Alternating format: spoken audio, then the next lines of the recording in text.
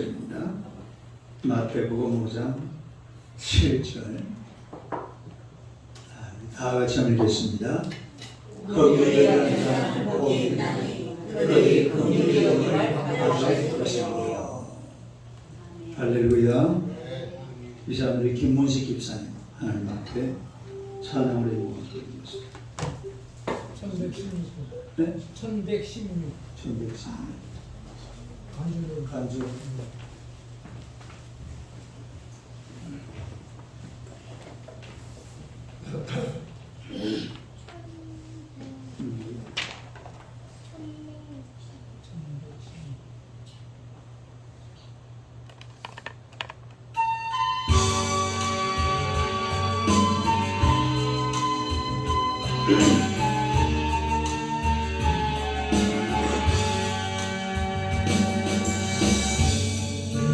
주를 향하여 문을 두리라. 나의 도움 어디서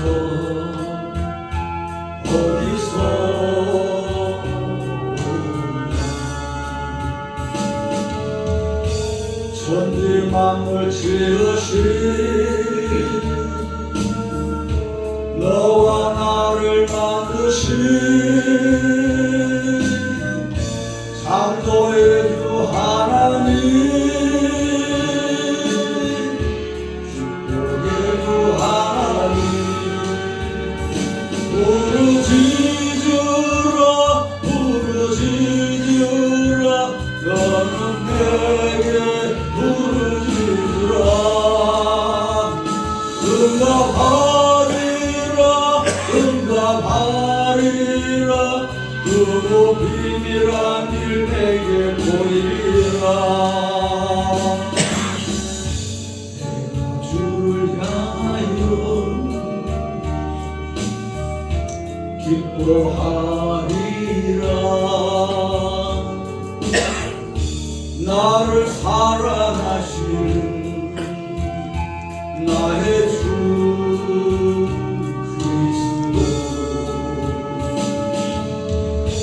십자가의 보혈로 내 대신 써주시는 용서의 주 하나님, 구원의 주 하나님, 기뻐하여라. 너는 항상 기뻐하여라.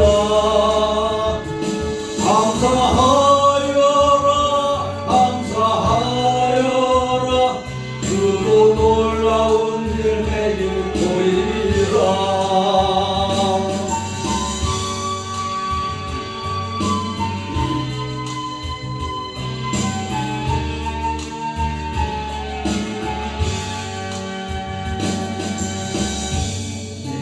주를 향하여 감사하리라. 나를 도와주신 나의 주 성령님, 만난 고통 당할 때 나를 보호하시는 능력의 주 하나님, 생명의 주 하나님, 찬양하여라.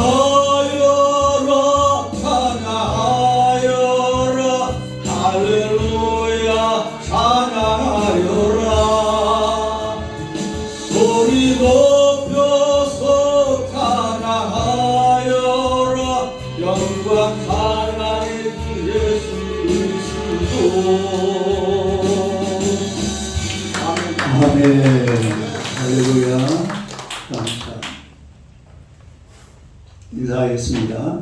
하나님은 당신을 사랑하십니다. 인사하십니다. 한번 더 인사합시다. 당신은 축복의 통로이십니다. 인사할 거 하나 더 있죠. 전도합시다. 전도합시다. 금년이 지나기 전에 꼭 한 명 전도합시다.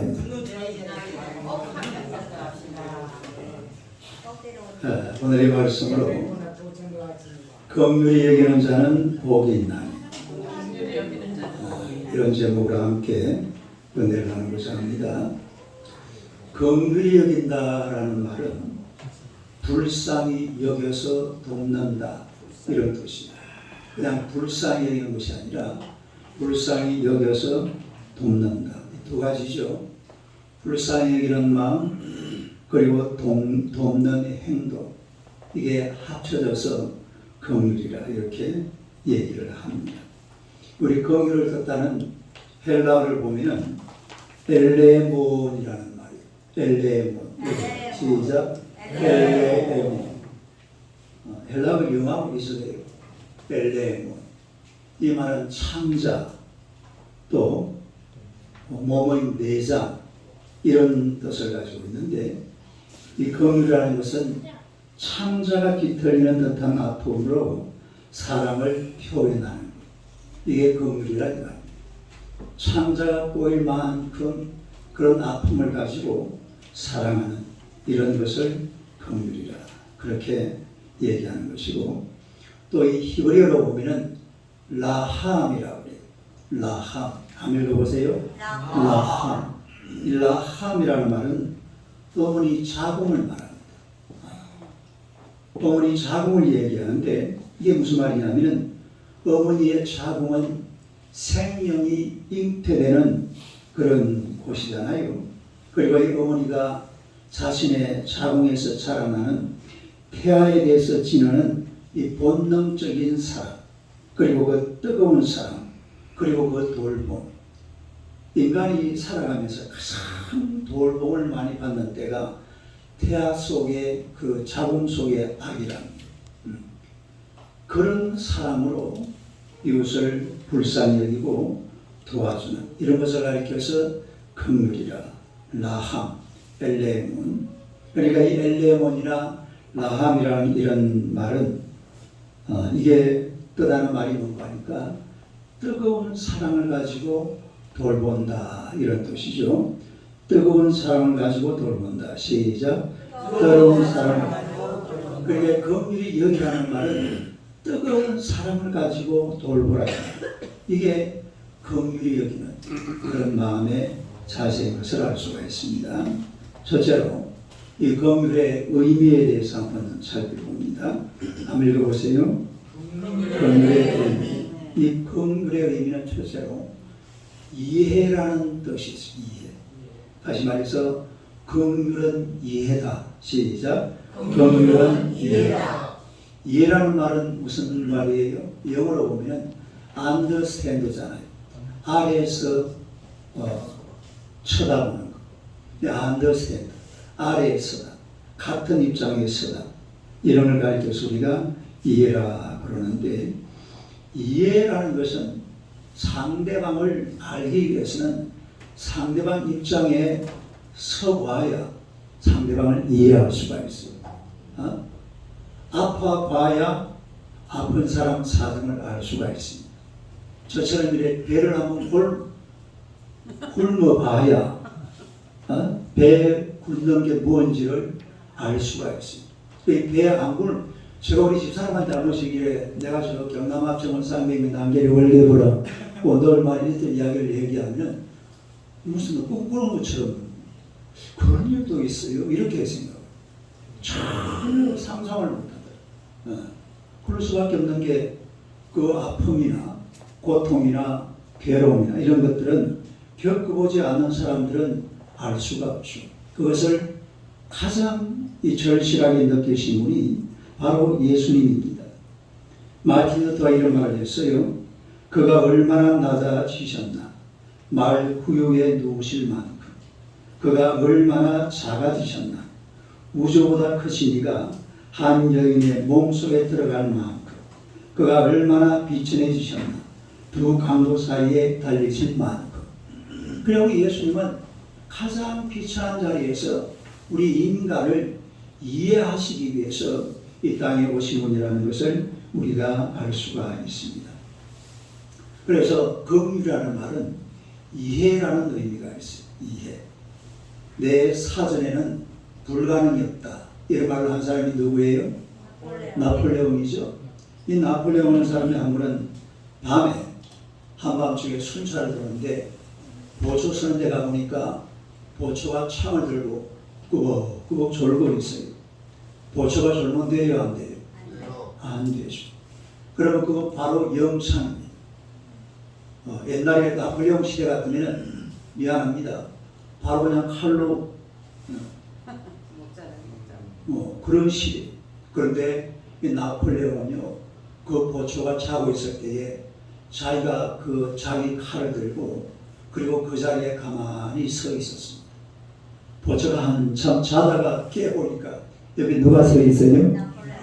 세상에 김모양 장로가 아니고 나폴레옹 장군이 서 있는 거예요. 놀래가지고 막 얼마나 놀랬겠어요. 근데 그때에 이 장군이 하는 말이 얼마나 피곤했니. 그래도 조심해야지. 그리고 그 자리를 떠나시더라. 이 병사가 얼마나 이 장군에게 헌신하고 희생하고 또 충성했겠어요. 이 긍휼이라는 것은 이런 이해라는 이런 의미를 가지고 있는 것을 우리가 알 수가 있고요. 또 이 긍휼이라는 말은 용서라는 의미를 가지고 있어요. 다시 긍휼은 용서다. 긍휼이 뭐라고요? 용서다. 이 용서라는 말을 우리가 성경에 보면 요셉이라는 사람을 볼 수가 있는데 이 요셉은 자기를 죽이려고 형님들이 잡아가지고 죽여버리려고 했잖아요. 근데 그래도 큰형 로벤이 어떻게 해가지고서 빈 구덩이에 빠뜨렸습니다. 근데 거기서 빠뜨렸다가 어느 신장에 지나가는 미디안 상인들에게 요셉을 팔았어요. 그리고 애굽에 가서 국무총리가 됐죠.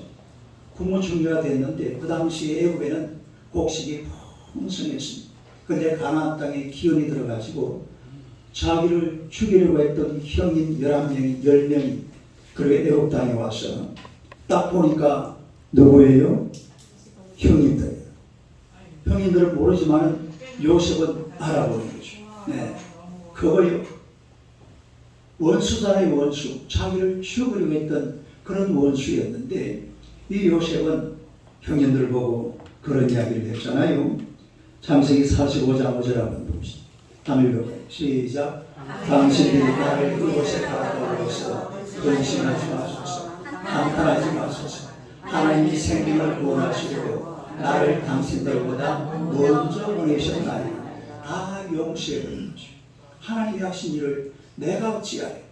이건 당신들이 한 일이 아니고 하나님이 하신 일이다. 할렐루야. 그리고 형님들을 용서해버립니다. 또 우리가 이 다윗을 보면 다윗을 10년 동안이나 쫓아다니면서 죽이려고 했던 사람이 사울 왕이었습니다. 그런데 이제 10년 뒤에 다윗이 왕이 되었을 때에 이 다윗은 어떤 일을 했습니까? 사무엘하 9장 7절 8절 이 모비보셋이라는 그 사울의 손자입니다. 원수의 손자죠. 아멘. 시작. 다윗이 그에게 이르되 무서워하지 말라. 권총을 베풀리라. 내가 내 할아버지 사울의 모든 밭을 다 내게 도로 주겠고 또 나는 항상 예상에서 떡을 먹을지라 하니 그가 철하에 이르되 이 종이 무엇이기에 왕께서 휴거때 같은 날을 돌아오시나이까 하니라. 그러니까 이 모비보셋은 요나단의 아들이에요. 그리고 사울왕의 손자입니다. 원수의 자녀잖아요. 원수의 손자잖아요. 그러나 이 아이를 잘 거두어서 자기 상에서 밥을 말도 안 되는 소리. 왕조 시대는 이건 아주 위험한 거예요. 왜 위험해요? 그 반대 세력들이 아니 모비보셋이 왕궁에 있다고 모여라. 이 베냐민 지파가 가만히 있겠습니까? 그러나 저런 것처럼 다 무시하고 그것을 용서해서 이렇게 아주 귀하게 받들어주는 이런 다윗을 보게 돼요. 그래서 이 긍휼은 용서다 이 말이에요. 시작. 긍휼은 용서. 그리고 긍휼은 희생입니다. 따라합시다. 긍휼은 희생이다. 긍휼이 왜 희생이냐? 우리 성경 보면은 예수님께서 사마리아 여인의 예화를 듭니다. 사마리아 여인, 사마리아 선한 사마리아인. 그런 사람이 예루살렘에서 여리고로 내려가다가 강도를 만났습니다. 그리고 그 밤 죽게 되었는데 제사장 그냥 지나갑니다. 레위인 그냥 지나갑니다. 지나간 사람을 전부 다 그냥 지나가는데 선한 사마리아인이 이 사람을 치료를 했어요. 그리고 주막에 데려가서는 자기 돈을 다 털어서 주막 주인에게 주면서 잘 보살펴달라. 그러니까 이 긍휼이라는 것은 반드시 거기에 희생이 따른다는 것을 우리가 알 수가 있는데요. 영국 런던에서 한 70km 떨어진 곳에 코벤트리라는 이런 동네가 있습니다. 이 코벤트리라는 동네인데 여기에 교회가 있어요. 영국에는 성공회잖아요. 성당이라고 그러기도 하고 교회라고 그러기도 하는데 교회가 있는데 근데 이 교회 앞에 아주 이런 동상이 하나 서 있어요. 이 여자가 벌거벗고 있는 그런 동상입니다. 사람들이 지나가다 세상에 무슨 교회 앞에 저런 동상이 웬일이냐 이래가지고서 깜짝 놀라는데 이 동상에는 사실은 사연이 있습니다. 이 마을이 원래 아주 가난한 그런 동네였어요. 그런데 새로 부임한 영주는 세금을 아주 무겁게 부과했습니다. 그 영주의 부인이 고디바라는 여인이었어요. 다리 고디바. 고디바 하면 생각나는 사람이 있어요? 초콜릿. 오케이. 최고의 초콜릿이죠. 네. 그 강남에 가니까 고디바가 있더라고. 고디바 이 초콜릿인데 고디바라는 부인이 영주가 막 세금을 때리거든. 그러니까 백성들이 얼마나 살기가 어려워요. 그래서 남편에게 계속 이야기를 합니다. 제발요, 여보, 국민들을 좀 지금 허리가 휘릴 지경이에요. 세금을 좀 깎아주세요. 세금을 좀 적게 걷으세요. 우리가 좀 더 아껴 쓰면 되잖아요. 아무리 얘기를 해도 영주가 들어줄 생각을 안 해요. 근데 영주가요, 너무 아내가 막 집요하게 자꾸만 그냥 남편을 보고 세금을 깎아주라고 얘기를 하니까 하루는 묘안을 짜냈습니다. 다음날 아침에 일어나서 아내를 보고 이렇게 말했어요. 여보, 한 가지 청을 들어주면 내가 세금을 낮춰줍니다. 그래요? 그게 뭐예요? 그러니까 영주가 하는 말이 실오라게 하나 걸치지 않고 벌거벗은 몸으로 말을 타고 마을을 한 바퀴 돌아오면 내가 세금을 깎아주겠소. 아내보고 그러는 거예요. 그걸 이제 영주는 이렇게 말을 해놓고는 껄껄 웃었습니다. 왜? 할 것 같아요? 못할 것 같아요? 못할 것 같죠. 어떻게 그 아주 아름다운 여인이 이걸 또 그림으로 그려놓은 그림도 있습니다만 아주 아름다운 여인인데 이 영주의 아내가 더구나 영주잖아요. 고관 대장인데 말도 안 되는 소리잖아요. 그러나 이 고디바는요 도저히 못할 것이라고 생각했지만은 이 부인은 그야말로 이튿날 아침에 벌거벗은 몸으로 말을 타고 그리고 그 마을을 한 바퀴 돕니다.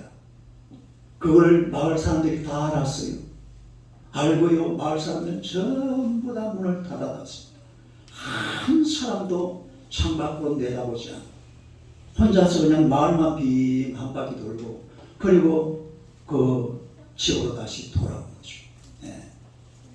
그래가지고 이 영주가 깜짝 놀랐습니다. 자기 부인이 도무지 알 수 없을 것 같았는데 그 백성들을 불쌍히 여기는 마음으로 긍휼히 여기는 마음으로 이 벌거벗고 온 마을을 한 바퀴 돌고 돌아오면서 이 영주가 세금을 깎아주었다는. 그래서 이 지역 사람들이 그 영주의 부인 고디바 부인을 기념해서 이런 요 동상 어디가 이 벌거벗은 동상을 그 성당 앞에, 교회 앞에다가 아주 덩그러니 만들어 놨는데, 이 연유를 알고 보면 참 기가 찰 것이죠. 여인의 자존심까지 버려가면서, 그리고 자기를 희생해가면서 백성을 긍휼한 마음으로 사랑한 이 고디바 부인. 이 고디바라는 이름이 지금은요, 초콜릿 시장에서는 아주 알아주는 대단한 브랜드입니다. 고디바. 딸이 고디바. 고디바 초콜릿 하나 어디 가서 한번 사 먹어보세요. 제일 비싼 초콜릿이. 누가 봐. 긍휼히 여긴다라는 것은 너를 위해서 기꺼이 희생하겠다 이 말입니다. 이게 이런 그냥 처음에 보면 그냥 무슨 교회 앞에, 아니요, 희생의 삶, 희생의 삶이죠. 그 다음에 두 번째로 구제에 대해서 한번 살펴보겠습니다. 한번 읽어보세요. 구제. 여러분, 긍휼의 대명사는 바로 구제입니다. 우리가 성경을 읽어보면 성경에 많이 등장하는 그런 단어가 있어요. 사랑, 인자, 인애, 은혜, 긍휼, 양선, 자비, 이런 얼마나 멋진 말들. 이런 것만 있으면 세상은 진짜 멋진 세상입니다. 한번 해볼까요? 한번 해봐. 시작.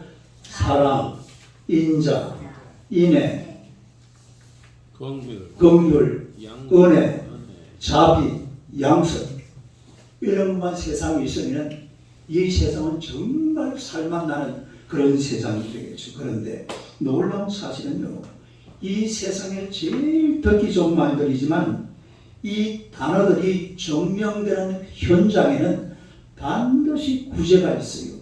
제가 지금 성경 이야기하고 있습니다. 세상 이야기하는 게 아니고. 성경 속에는 단어들이 있는데 이런 좋은 단어들이 증명되는 현장은 반드시 구제의 현장입니다. 무슨 현장? 구제의 현장. 긍휼의 현장.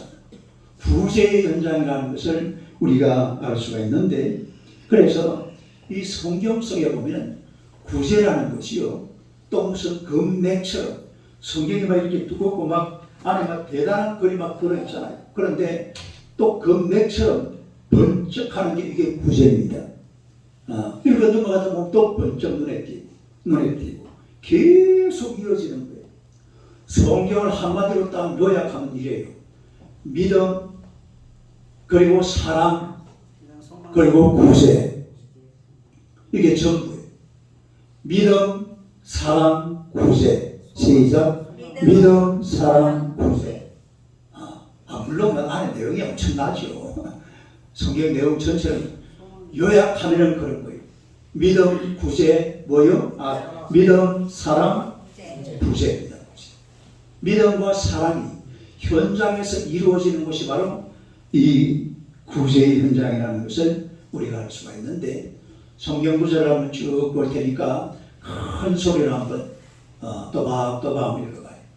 한번 읽어봐요. 시작. 너는 과부나 고아를 해롭게 하지 말라. 두 번째, 그의 거룩한 처소에 계신 하나님 고아의 아버지이시며 과부의 재판장이시라. 세 번째, 내가 밭에서 곡식을 뺄 때에 그 한 무철 밭에 잊어버렸거든 다시 가서 가져오지 말고 나그네와 고아와 과부를 위하여 남겨두라. 그리하여 내 하나님 여호와께서 내 손으로 한 모든 일에 복을 내리시리라.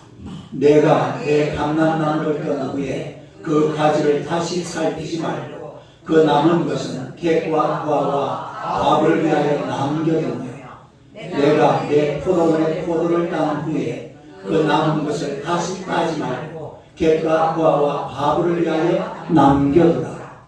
그 다음에 절기를 지킬 때에는 너와 내 자녀와 노비와 내 성중에 거주하는 내린과 객과 고아와 과부와 함께 즐거워하라. 선행을 배우며 정의를 구하며 학대받는 자를 도와주며 고아를 위하여 신원하며 과부를 위하여 변호하라 하셨느니라. 하나님 아버지 앞에서 정결하고 더러움이 없는 경건은 곧 고아와 과부를 그 환난 중에 돌보고 또 자기를 지켜 세속에 물들지 아니하는 그것입니다. 내가 기뻐하는 음식은 흉악의 결박을 풀어주며 멍에 줄을 벌려주며 압제 당하는 자를 자유하게 하며 모든 멍에를 꺾는 것이 아니겠느냐. 또 주인자에게 내 양식을 나누어 주며 유리한 비밀을 지배드리며 헐벗은 자를 보면 입히며 또 내 권력을 피하여 스스로 숨지 않는 것이 아니겠느냐. 할렐루야. 이 안에 보면은 뭐 이렇게 농사를 짓다가도 그냥 다 거둬들여버리면 안 돼. 뭘 남겨둬야 돼요? 까치밤은 남겨놓으라 이 말입니다. 과부와 고아를 위해서. 또 축제를 즐기더라도 끼리만 즐기지 말고 누구랑 같이 즐기라고? 가난한 이웃들 같이. 그래서 옛날에는요, 실제로 동네에서 환갑잔치가 벌어지면 그날 거지들이 잔치하는 날입니다. 누가 잔치하는 날? 실제로 옛날에 그랬어요. 같이 잔치할 때 혼자 하지 말고 거지들을 불러다가, 가난한 사람 불러다가 같이 하라 이 말이에요. 그리고 경건을 보고 뭐라고 그랬어요? 진짜 경건이 뭐냐? 가난한 이웃들을 돌보는 게 경건이다. 교회 와가지고 뭐 주여, 이게 경건이 아니에요. 교회 와서 주여 부르짖고 바로 가지고 나가서 막 나눠주고, 이게 경건이라 이 말이에요. 뭔 소리인지 알겠어요? 이해가 돼요? 교회 와서 막 두손 보호서 들고 주여 주여 그러다 그게 경건이 아니고, 나가서 그러고 나서 세상을 향해서 나눠주고 돌보아주고 가난 이웃을 돌아오는 이게 경건. 금식이 또 뭐라고요? 우리 금식하잖아요. 금식한다고 막 배를 고프고 막 얼굴이 막 기고 이래가지고 하는데요. 금식도 진짜 금식은 가난 이웃을 돌아보아주는 그게 금식이라고 했어요. 네. 그러나 여러분 성경에는요, 구제라는 말이 떠나가지 않습니다. 굉장히 중요한 순간에 딱 보면 금맥이 하나 보여요. 그게 바로 구제입니다. 구제. 다음에 구제. 구제가 실제적으로 어떻게 이루어지는지 또 성경 봅시다. 길게 여러 절을 하고 있습니다. 준비. 또 막 읽어봐요. 생각해가면서 시작. 주라 그래야만 너희에게 줄 것이니 곧 후이어 누르고 흔들어 넘치도록 하여 너희에게 안겨주리라. 너희가 헤아림으로 헤아림으로 너희도 헤아림을 보러 받을 것입니다. 그 다음 너는 반드시 그에게 줄 것이요 줄 때는 아끼는 마음을 품지 말 것입니다. 이로 말미암아 내 하나님 여호와께서 내가 하는 모든 일과 내 손이 닿는 모든 일에 내게 복을 주시리라. 땅에는 언제든지 가난한 자가 고치지 아니하겠으므로 내가 내게 명령하여 이르노니 너는 반드시 내 땅 안에 내 형제 중 곤란한 자와 궁핍한 자에게 내 손을 펼치리라. 그 다음 절. 이날 유다인들이 베들레헴에서 벗어나서 평안함을 설문이 변하여 기쁨이 되고 애통이 변하여 기다린 날이 되었으니 이 두 날을 지켜 잔치를 베풀고 즐기며 서로 예물을 주며 가난한 자를 구제하라. 붙어있잖아요. 그 다음에 시작. 누가 이 세상의 재물을 가지고 형제 궁핍을 보고도 도와줄 마음을 닫으면 하나님의 사랑이 어찌 그 속에 거하게 되느냐. 하나님의 사랑은 도와줍니다. 그 다음 절. 선을 행하고 선한 사업을 많이 하고 나누어주기를 좋아하며 너그러운 자가 되게 하라. 할렐루야. 또 있어요? 끝이.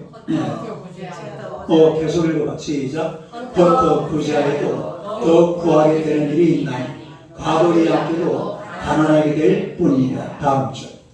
구제를 좋아하는 자는 풍족하여질 것이요 남을 윤택하게 하는 자는 자기도 윤택하여 지리라. 할렐루야. 그 다음 절. 시작. 가난한 자를 불쌍히 여기는 것은 여호와께 구워드리는 것이니 그의 선행을 그에게 갚아 주시리라. 할렐루야.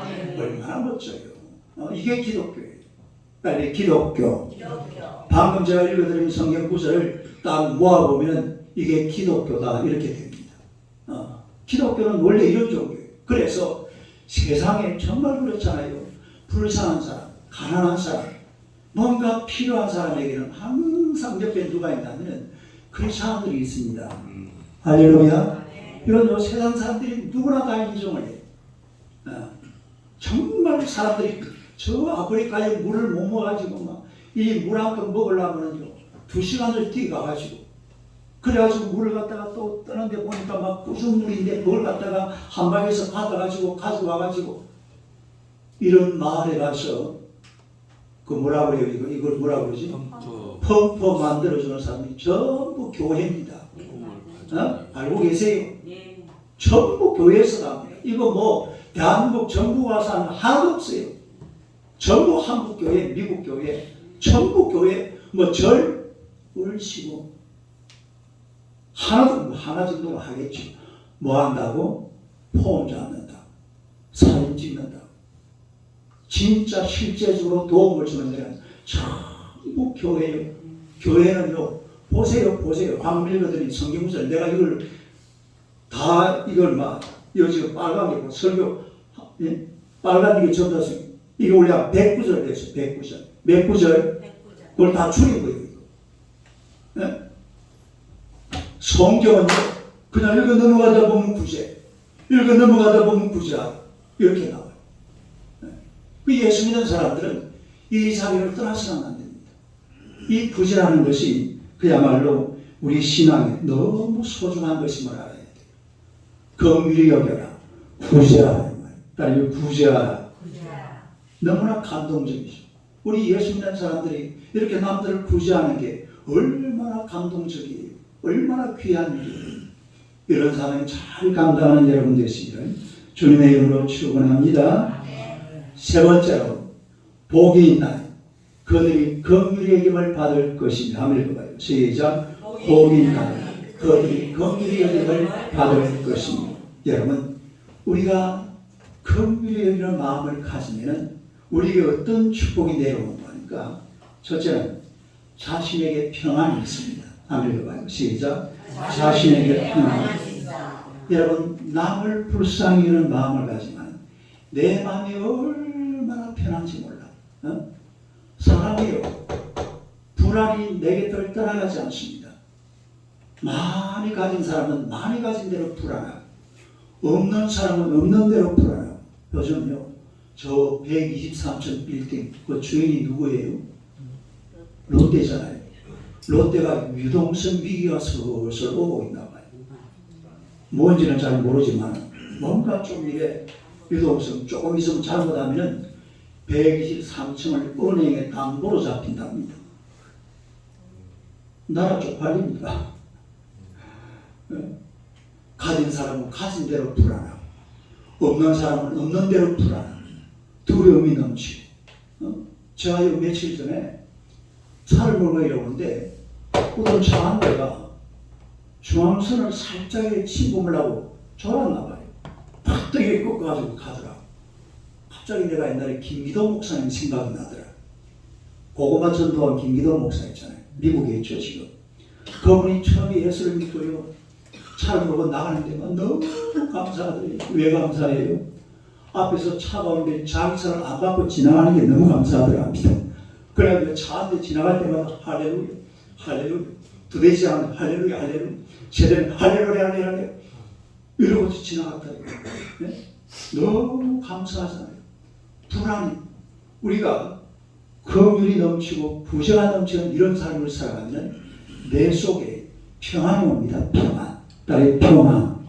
남들을 도와주고 남들에게 손을 펴고 그러고 나면 내 마음에 놀라운 평안이 와요. 이런 평안을 누리는 여러분 되시기를 축원합니다. 세상이라는 게 다 그래요. 잘난 사람은 잘난 대로 불안하고 못난 사람은 못난 대로 불안하고 다 불안 속에 살아가는데 남을 구제하고 도와주는 사람은 평안하게 살 수가 있습니다. 그래서 우리가 이런 긍휼을 베풀면서 삶의 평안을 누리는 그런 성도들이 되어야 될 줄로 믿습니다. 그 다음에 또 하나는 이웃과 좋은 관계를 맺을 수가 있습니다. 이웃과의 좋은 관계. 여러분 긍휼을 베푸는 사람들은 이웃과 항상 좋은 관계를 맺습니다. 여러분 신문에 나려면 어떻게 하면 되는지 아세요? 두 가지 방법이 있어요. 오늘 예배 마치고 저 강서구청에 가가지고 강서구청을 풀을 싸질러 봐요. 그러면 신문에 나옵니다. 김원식 기사님 한번 해보랍니까? 신문에 나온다니까. 그러면 신문에 나요. 그리고 또 하나 신문에 나는 비결이 있습니다. 아주 선한 일을 열심히 하고 있으면 어느 날 어느 순간 신문에서 누구누구가 말이야 우리가 아무도 몰랐는데 20년 전부터 어딘가에 기부금을 내고 또 누군가를 도와주고 막 이런 기사가 막 쏟아지잖아요. 그런 기사를 한 번씩 볼 수가 있어요. 그러니까 이 남들에게 긍휼을 베푼다는 것은 사람들에게 좋은 관계를 유지하는 가장 좋은 방법이 바로 긍휼을 베푸는 겁니다. 다른 이웃과의 좋은 관계, 불쌍히 여기는 것. 왜냐하면 이 세상 사람들이 아까도 제가 그랬지만 다 긍휼히 여김을 받을 사람들이거든요. 다 불쌍한 사람들입니다. 여러분 우리가 요즘 신문에 보면 우리나라에서 누가 제일 불쌍하게 보여요? 대통령. 대통령이지 대통령. 대통령이 제일 불쌍하게 보여요. 뭐 우리나라뿐만 아니에요. 대통령 되고 나면 막 어디든지 그래요. 그냥 항상 무슨 참 불쌍해. 그런데 내가 물어봅시다. 대통령이 불쌍한 사람입니까? 아니죠. 천만에. 대통령 한마디면요. 뭐 대한민국은 하루아침에 끝장나버립니다. 가만히 있어서 그렇지. 대통령이 움직이면요. 대한민국 60만 국민이 한꺼번에 움직여요. 겁나는 사람이라니까. 그런데요. 나보다 더 불쌍하게 보여요. 희한하죠. 네. 그게 세상이란 말이에요. 대단히 잘난 사람도 다 불쌍한 긍휼히 여겨줘야 돼. 내가 기도해 줘야 될 제목이 있다 이 말입니다. 네? 그러니까 이웃과의 좋은 관계를 가지고 남을 불쌍히 여기는 것은 내 인생에 큰 복이 오는 거예요. 한번 6.25 공사 전쟁 당시에 웬 선생님이 북한에서 탈출을 해가지고 남쪽으로 넘어오고 있었어요. 근데 넘어오다가 공산부에 잡혔습니다. 잡혔는데 그 앞에서 지휘하는 장교를 보니까 자기 제자예요, 제자. 누구라고? 자기 제자예요. 이 제자 앞에서 장교가 그 군대를 지휘하고 있더랍니다. 이 제자가 자기 선생님을 보더니만 한마디 말도 안 하고 눈길만 딱 보내줬다가 그리고 조용하게 이 선생님을 탈출할 수 있도록 도망칠 수 있도록 싹 분위기를 만들어주더랍니다. 그리고 남한으로 잘 내려왔대요. 만약에 이 선생님이 학교 다닐 때에 그 아이를 막 좀 귀찮게 굴고 잘못 이렇게 했으면 그날 잘못했으면 축 사망될 뻔했죠. 그러니까 이웃과의 좋은 관계를 언제 맺을 수가 있냐면 다른 사람을 긍휼히 여길 때, 남을 긍휼히 여기고 구제하고 네 가지 것으로 도와주게 되면 우리가 나중에 결과적으로 긍휼히 여김을 받게 될 줄로 믿습니다. 이런 역사가 일어나는 거예요. 그리고 마지막 세 번째로 하나님과 좋은 관계를 맺습니다. 아멘 보세요. 하나님과 좋은 관계를 맺습니다. 여러분 하나님께서는 정말 긍휼히 여기는 마음으로 우리에게 독생자들 예수 그리스도를 보내주셨어요. 이게 하나님의 긍휼이거든요.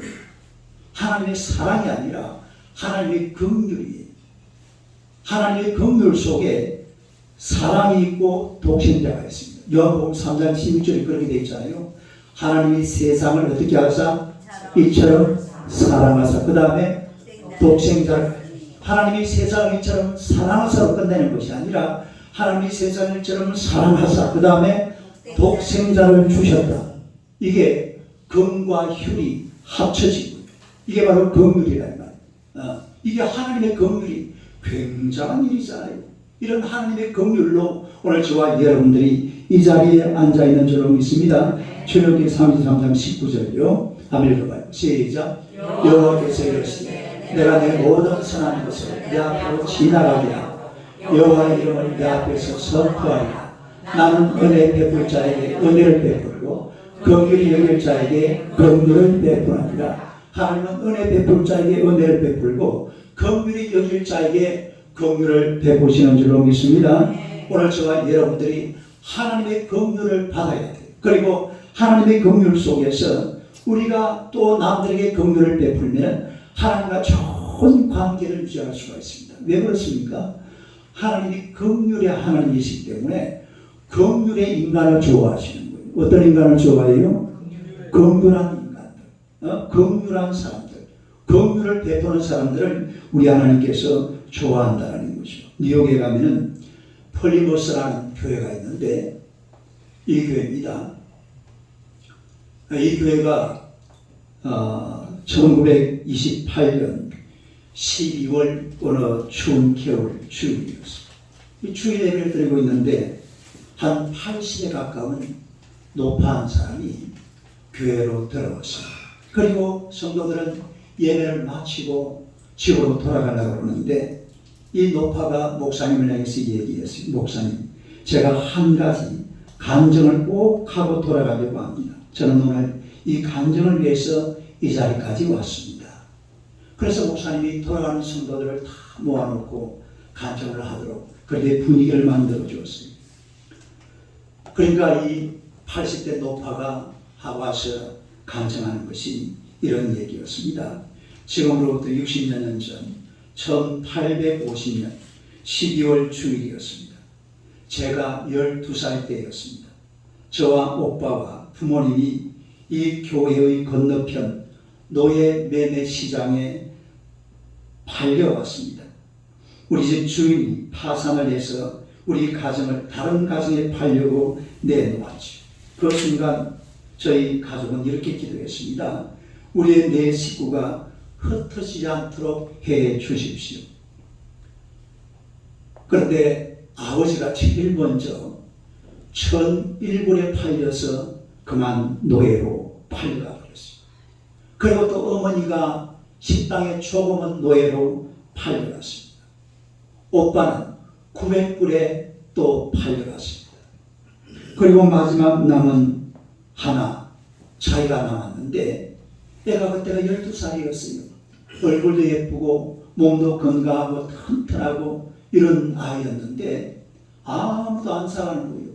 어리니까 안 사갔겠죠.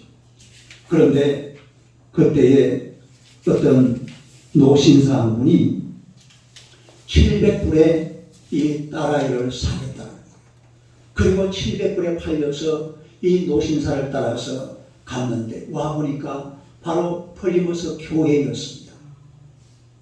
이 폴리머스 교회에서는 한 달에 한 번 헌금을 해서 노예시장, 바로 그 건너편에 노예시장이 있으니까 노예시장에서 노예를 팔려가는 사람 한 사람이라도 자유를 얻게 만들어주자, 이런 결심을 하고, 그리고 한 달에 한 번 헌금을 해서 그달 바로 이 700불에 노예에서 해방된 사람이 바로 이분이었습니다. 그래서 이분이 계속 간증하기를 나는 그때부터 노예 시절보다도 더 열심히 일했습니다.